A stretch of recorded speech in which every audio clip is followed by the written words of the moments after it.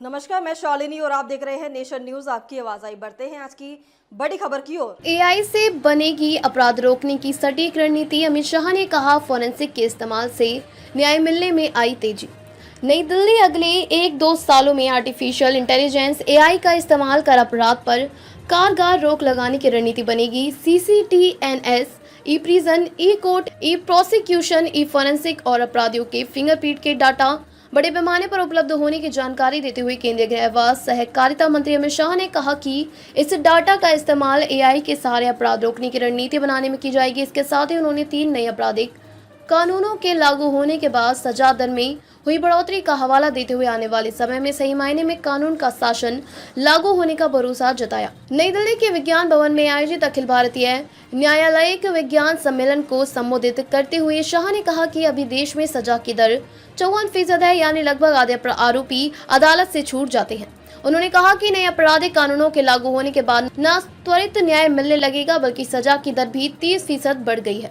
उन्होंने कहा कि सरकार की कोशिश सजा की दर में 40% की बढ़ोतरी करने की है। यह फोरेंसिक की मदद के बिना नहीं हो पाएगा।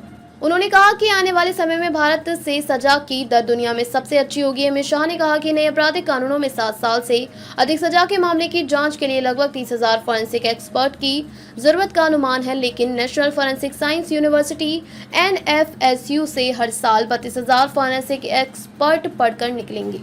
उन्होंने कहा कि NFSU विभिन्न राज्यों 7 परिसर चल रहे हैं और अगले 6 महीने 9 नए शुरू हो जाएंगे, जबकि 10 और नए परिसर स्थापित करने की योजना है। शाह ने कहा कि आरोपी और फरियादी दोनों के साथ अन्याय नहीं हो, इसके लिए फोरेंसिक साइंस को आपराधिक न्याय प्रणाली का अहम हिस्सा बनाना जरूरी है। अमित शाह ने कहा कि देश में CCTNS के तहत 100% थानों में ऑनलाइन FIR दर्ज करने की सुविधा है। इसके तहत 14 करोड़ 19 लाख FIR और उससे जुड़े दस्तावेज ऑनलाइन उपलब्ध हैं। 22,000 अदालतें ई कोर्ट से जुड़ चुकी हैं। 2 crore 19 lakh data e prison का, 29 लाख केसों का ई प्रोसिक्यूशन का डाटा, 29 लाख फोरेंसिक साक्ष्य ई फोरेंसिक पर ऑनलाइन उपलब्ध है। इसके साथ national automated fingerprint identification system NAFIS पर 1 करोड़ 53 लाख आरोपियों के फिंगरप्रिंट और मानव तस्करों का डाटा भी ऑनलाइन हो गया है।